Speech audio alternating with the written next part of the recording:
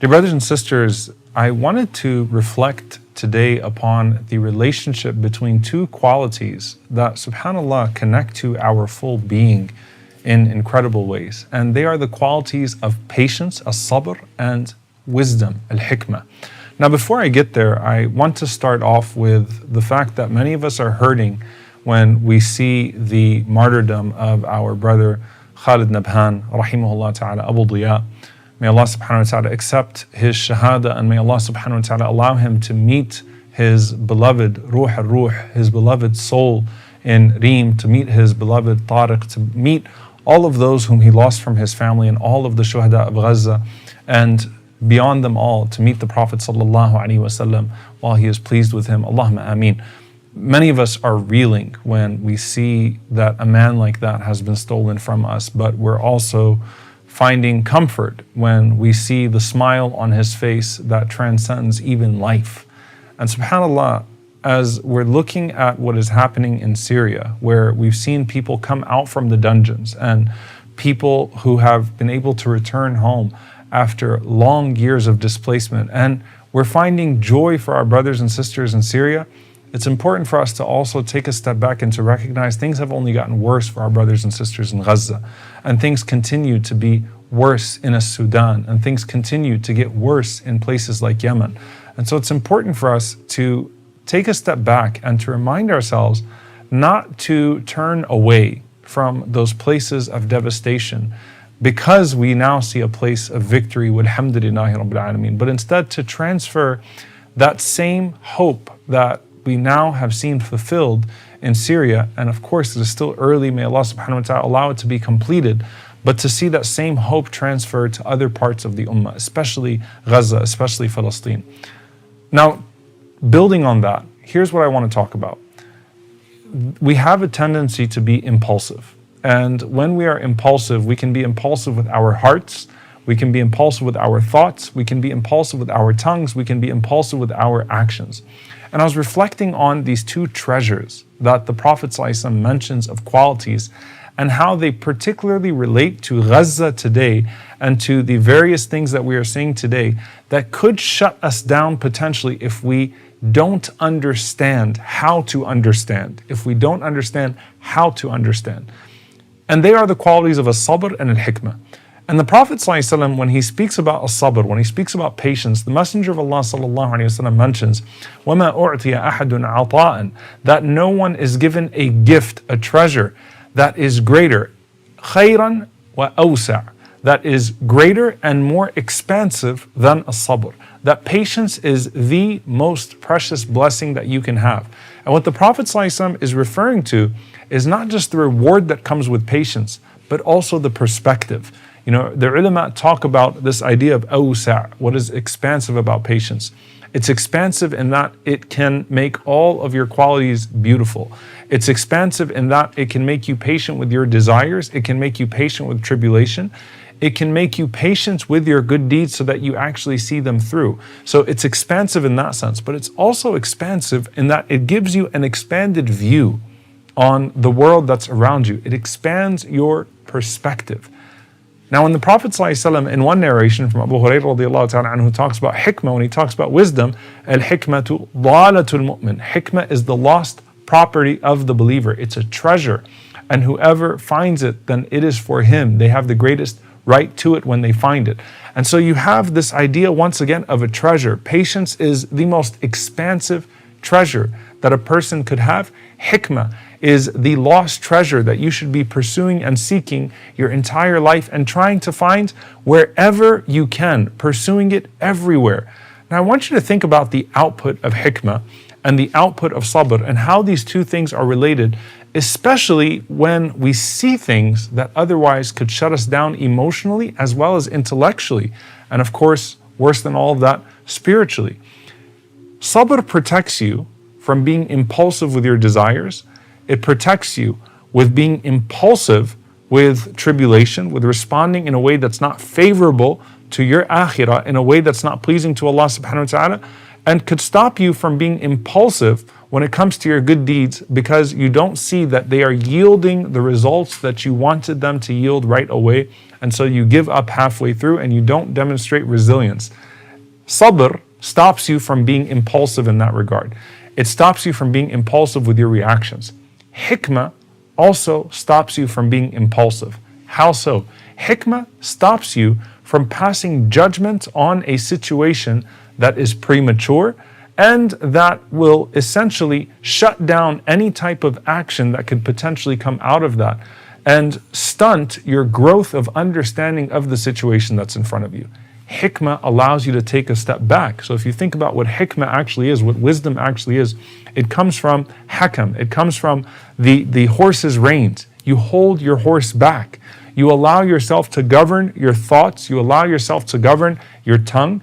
That's why most of silence or most of hikmah is actually silence, as the ulama teach us, that a person who can practice as-samt, they can practice silence in the face of something that everyone else has commentary on, that in fact is wisdom, a person holding back. There's a narration that's attributed to Luqman al-Hakim alayhi salam that if speaking is from silver, then silence is from gold.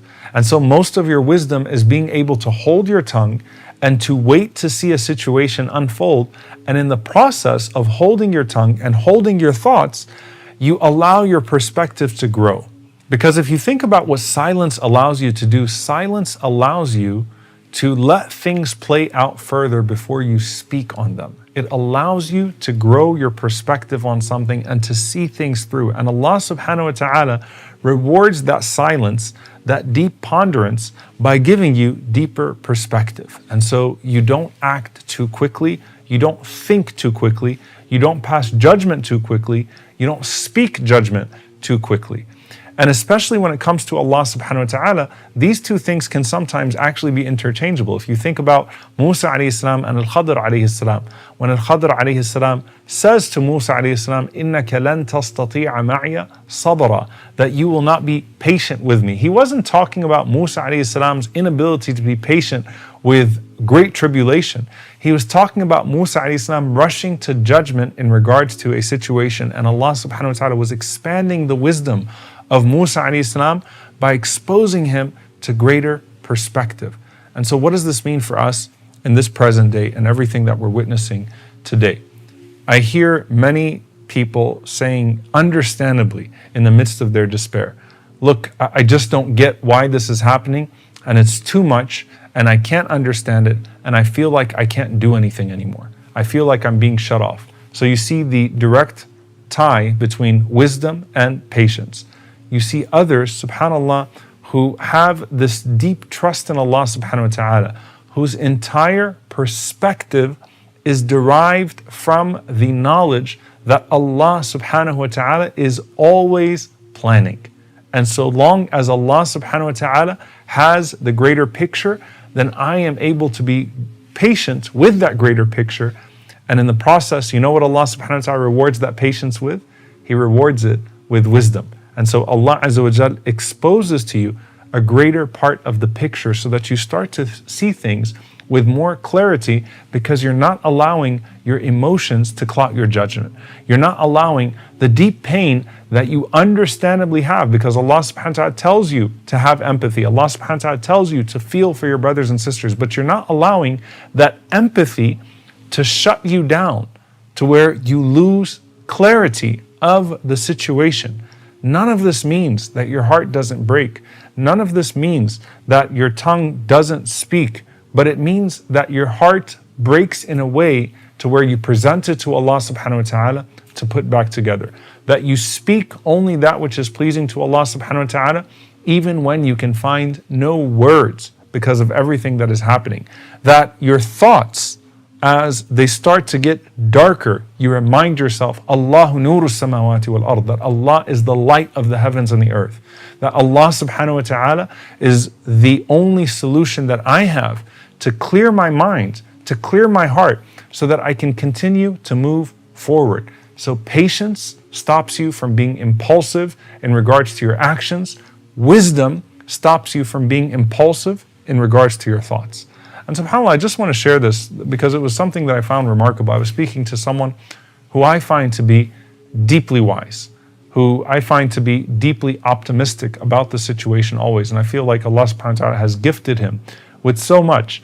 You know, he was sitting with someone who was complaining about the current situation, understandably so. Israel's opportunism, the fact that they are now occupying greater parts of Syria, even though they were occupying many of those parts before, but people are now waking up to that and they're expanding into that territory. Gaza seems to be shrinking, the cause seems to be this, the cause seems to be that. And he was saying, look, this is going to be khair bi'idhnillah. And he had such a spin, a positive outlook on this, that it was remarkable to me. He said, if they occupy more, then this will make them occupiers of greater than just the Palestinian people. And in the process, you will have more people that will rise up against them, bi'idhnillahi ta'ala. And if they occupy less, then this will be a means of their retreat, and Allah subhanahu wa ta'ala will show them that retreat will come from different directions as well. He was able to point out something in everything. Now, you don't have to present a precise, optimistic outlook on everything. But the idea of being optimistic, because you know that Allah subhanahu wa ta'ala is in control, the idea of trusting Allah's sight over your eyes is what allows you to have wisdom. The idea of trusting Allah's knowledge over your knowledge is what allows you to have wisdom. And the idea of trusting Allah subhanahu wa ta'ala's reward over your impulsive reaction is exactly where the gift of patience comes in. And so no believer is given a treasure that is more expansive than patience. And with that great expansive treasure of patience is that lost treasure of wisdom. And so the believer is able to proceed with clarity, to proceed with steadfastness. Now think about the shaitan. Al-ajalatu min ash-shaytan. Haste is from the devil. And haste being from the shaitan means that hasty thoughts are from the devil, that hasty deeds are from the shaitan, that Allah subhanahu wa ta'ala calls you instead to proceed with a sense of urgency, but to not let that urgency be a transgression of the boundaries that He has put on your thinking, on your emotions, on your actions, in moments where we feel so caught up in the devastation that we are seeing. You know, subhanAllah, I had written something along the lines of the only way that here makes sense is with the hereafter, right? It's the only way to really deal with here right now is to know about the hereafter, is to know about the akhirah. That if we were relegated to this box of this dunya, to this box of this world, then we would all be in ma'ishatan dhanka. We would all be in this constricting life, this constricting, suffocating life, because we don't understand that there's more to the outside of this box. But what gives us hope, alhamdulillahi rabbil alameen, is that not only is the box that's in front of us not as clear to us as we may think it is, but that what is outside of the box is so much greater than what is inside of the box. May Allah subhanahu wa ta'ala grant us patience. May He grant us wisdom. May Allah subhanahu wa ta'ala grant us steadfastness. May Allah subhanahu wa ta'ala allow us to proceed with clarity, with action, with that which is pleasing to Him, even when we find the most devastating things happening to our brothers and sisters in Gaza. And when we want to shut down, may Allah subhanahu wa ta'ala allow us to instead move to the next level of our action. Allahumma ameen. Jazakumullahu khairan. Wassalamu alaikum wa rahmatullahi wa barakatuh.